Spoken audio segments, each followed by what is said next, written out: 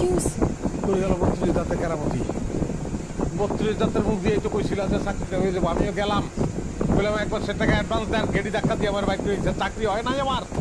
হ্যাঁ কো কি চাকরি হয় নাই আপনার?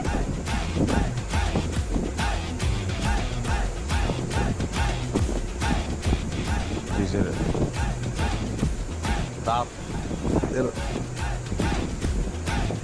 আপনার দাঁত ভাঙলো কেমনে?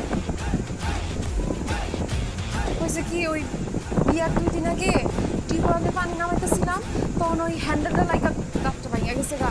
পরে ডেন্টালের কাছে গিয়ে দাঁত বান্ধে লইছিলাম। কাল রাতে শোয়ার আগে দাঁতটা খুলে বালিশের নিচে রাখছিলাম।